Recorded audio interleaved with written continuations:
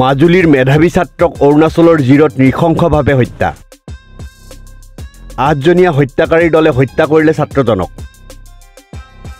হত্যাকাৰীৰ অধিকাংশই আছিল ড্ৰাগছ আসক্ত। অৰুণাচল প্ৰদেশৰ জিৰত ড্ৰাগছ আসক্ত ছাত্ৰৰ আক্ৰমণত প্ৰাণ হেৰুৱালে মাজুলীৰ জেংৰাইমুখৰ কুমাৰবাৰী গাঁৱৰ নিবাসী শ্যামল দলে আৰু বিনীতা দলেৰ একমাত্ৰ পুত্ৰ তথা মেধাৱী শিক্ষাৰ্থী চিৰঞ্জীৱ দলে।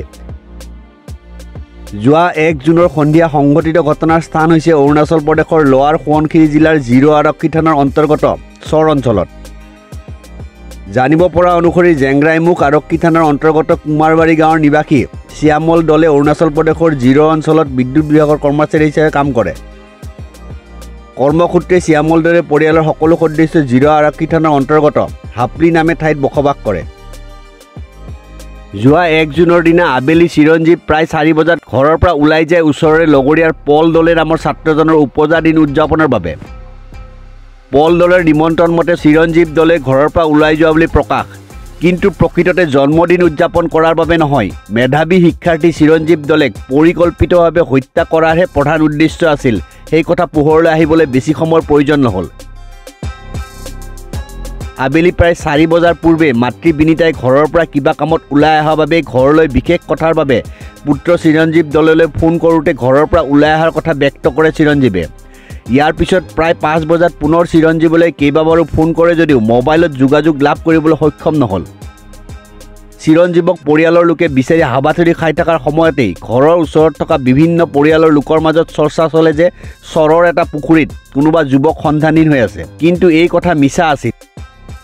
ইয়াৰ পিছত প্ৰায় 6 বজাত পল দলেসহ তেওঁৰ লগৰীয়াসকলক সোধা পোছা কৰোঁতে তেওঁলোকক এৰি চিৰঞ্জীৱ দলে বেলেগ ঠাইলৈ গুচি যোৱা বুলি প্ৰকাশ কৰে। কিন্তু পুত্ৰ পল দলৰ ওপৰত মাতৃৰ সন্দেহ হোৱাত মাতৃৰ মূৰত হাত থৈ প্ৰকৃত ঘটনাৰ সবিশেষ দাঙি ধৰিবলৈ কওঁতে তেওঁলোকে কেইজনমানে মিলি চিৰঞ্জীৱ দলেক হত্যা কৰা বুলি স্বীকাৰ কৰে পল দলে। ইয়াৰ পিছতেই স্বয়ং পল দলেৰ মাতৃয়ে জিৰ' আৰক্ষীক ঘটনাৰ সবিশেষ অৱগত কৰে। জিৰ' আৰক্ষী থানাৰ আৰক্ষীয়ে তৎপৰতা গ্ৰহণ কৰি পল দলেক ঘৰৰ পৰা আটক কৰি থানালৈ লৈ যায়। ইয়াৰ পিছত আৰু 2গৰাকী অভিযুক্তক আটক কৰে আৰক্ষীয়ে। ইপিনে চিৰঞ্জীৱ দলেৰ পৰিয়ালে জিৰ' আৰক্ষী থানাত গোচৰ দিয়ে। জিৰ' আৰক্ষীয়ে চিৰঞ্জীৱ দলেৰ হত্যাকাণ্ডৰ সৈতে নাম সামোৰ খোৱা পল দলে, সুশীল দত্তসহ 3জনক লগত লৈ চিৰঞ্জীৱ দলেৰ মৃতদেহ উদ্ধাৰৰ অভিযান আৰম্ভ কৰে যদিও অভিযুক্তই মিথ্যাচাৰৰ আশ্ৰয় লোৱাৰ বাবে সফল নহ'ল। ইয়াৰ পিছত নিশা প্ৰায় 2 বজাত পুনৰ অভিযান চলায়। এই হত্যাকাণ্ডৰ অন্যতম অভিযুক্ত পল দলে সুশীল দত্তসহ 3জনকে চিৰঞ্জীৱৰ মৃতদেহ পুতি থোৱা ঠাই আঙুলিয়াই দিয়াৰ পিছত জিৰ' আৰক্ষীৰ বৃহৎ দলে চোকা অস্ত্ৰেৰে হানি খুচি হত্যা কৰি পুতি থোৱা চিৰঞ্জীৱৰ মৃতদেহ গাঁতৰ পৰা কান্দি উলিয়ায়।